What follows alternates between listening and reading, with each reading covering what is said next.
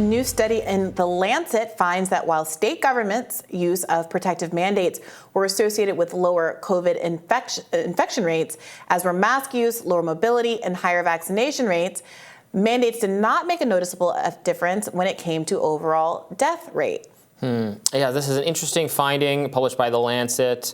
So it did find, so they were comparing states with different mandates for different periods of time, and they were saying what they're looking at, you did get lower cases for masks, lockdowns, and vaccination, but you only got an actual lower death rate for vaccination did produce lower death rate, but not the other interventions. And this is some interesting, breaking down places where there is less interpersonal trust was associated with higher vaccination, and then thus fewer death rates, things like that.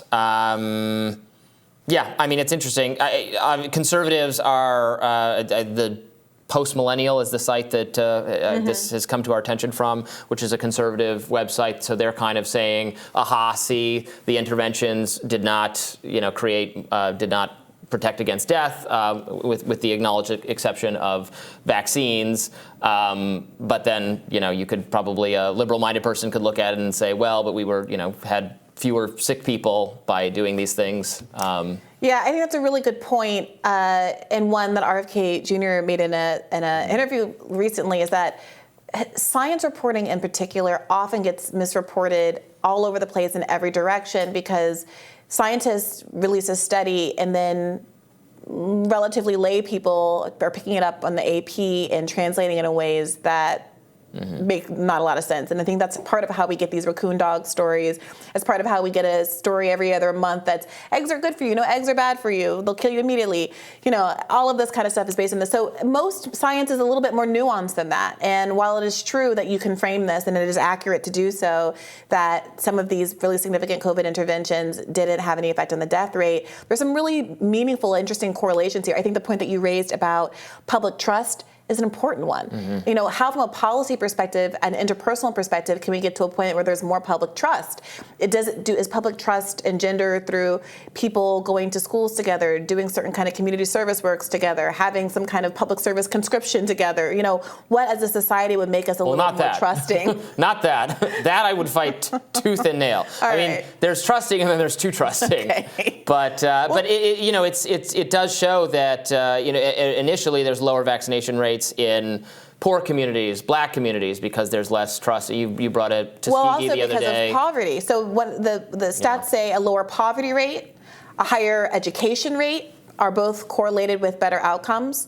In addition to interpersonal trust, another argument for the value of education, states where a larger percentage of the populations identify as Black or Hispanic, but again, there's these correlations with poverty for those kind of racial metrics as well.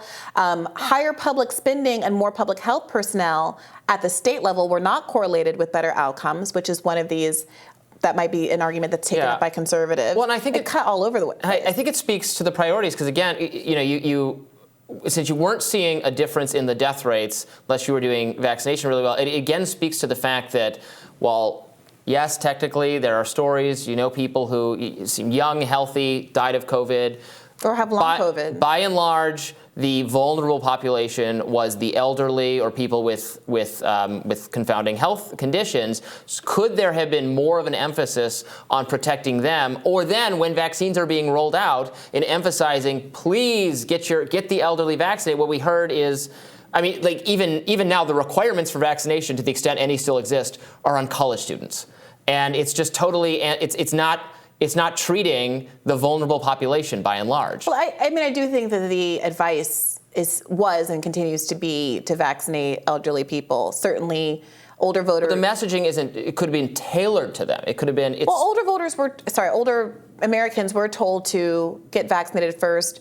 They were first off the list, when you were qualifying to get vaccinated. I remember it took me a long time because I didn't work in public and I wasn't older. Well, right, but then there was some essential worker designation. Yeah. There was some other stuff thrown in there. It should have just been by age, like in descending order, essentially. Well, no, because that's what the data was. I know another part of the puzzle is that even having a higher employment rate by 1% has a higher outcome, a higher negative outcome.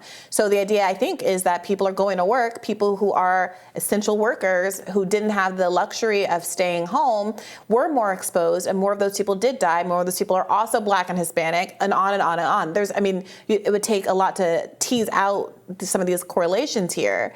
But that's significant. And I remember my grandmother getting vaccinated first. I remember getting myself vaccinated because I was going to go see her. And I don't know about the elderly people in your life, but they're on a regular, the only people I know that are still kind of very much regularly on a booster schedule are people who are old and in homes and things like that where their risk is still really high. That's not what we hear from the public health officials who emphasize everybody should get boosted. Or they did for years. Maybe now it's finally moved on. Maybe that's died off. But I don't know. Like I agree with a lot of your criticisms on the messaging. I do think that they were pretty clear about older people being the most vulnerable, at least as soon as they figured some of this stuff out. Look, some of this stuff wasn't. Not every aspect of this was conspiracy. By the time the vaccines were unrolled, it was very well known that the age skew of COVID is beyond what people can even conceive of in their head. Yeah. Like the graph for COVID death is so exponential as age rises. Yeah. And so I very clearly remember them saying that you prioritize elderly, but maybe I'm wrong. Meanwhile, a doctor and PhD student, Kevin Bass, pointed out on Twitter that a recent paper from The Lancet showed COVID restrictions did not reduce COVID deaths. That's the one we're talking about. Meanwhile, they exacerbated epidemics of violence, drugs, alcohol, child suicide, etc., destroyed the economy, enriched the wealthy. Here's a graph from the study showing those points. You were talking a minute ago about how do we build social trust, and that if social trust is something that promotes public health, think of the everything you were just talking about, with the exception of no drafting, nothing of that nature. But the community environments, school environments where there is socializing with your neighbors and building healthy communities and all that kind of stuff, that was all shut down during the pandemic, and we can continue to have debates about the wisdom of doing that. But part of the problem is that itself harms social trust. Yeah, I strongly believe in public education for a lot of reasons, including that when you get cuts to public education, you get increasing segregation by people going to their segregation by religion into religious schools, segregation by class, depending on the cost of the private institutions, in ways that makes it so that people don't interact with each other who are different from them from different parts of the city that they live in. And in a college context, there's a lot of literature, a lot of research about how going to college lowers bigotry, raises acceptance across racial groups, gender groups, sexuality, et cetera,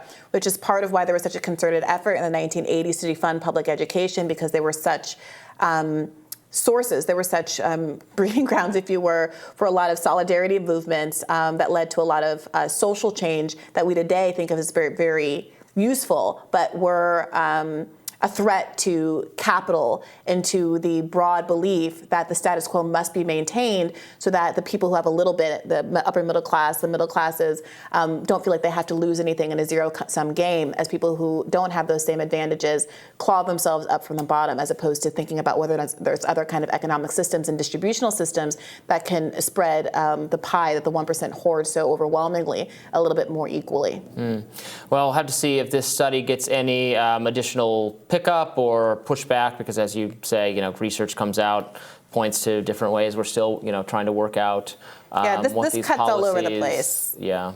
As does the basic underlying fact. I think Dr. Fauci kind of conceded this when he was interviewed for the New York Times. We talked about that like 2 or 3 weeks ago. Is that look, there was a wide variety there was fluctuation in policies in between the states and in Europe, and this. In our peer countries, these people did masks a little bit harder for a little bit longer, and these people did lockdowns a little less. But what you got is somewhat worse outcomes in the U.S. But does that just reflect our underlying health is much worse? Yeah, and DeSantis is making this pitch about better outcomes in Florida. But the study says that the politics of the governor, the political affiliation of the state governor, was not associated with lower infection or death rates. So that's not pro anybody. Right. It's just that's a wash. It doesn't matter for anybody.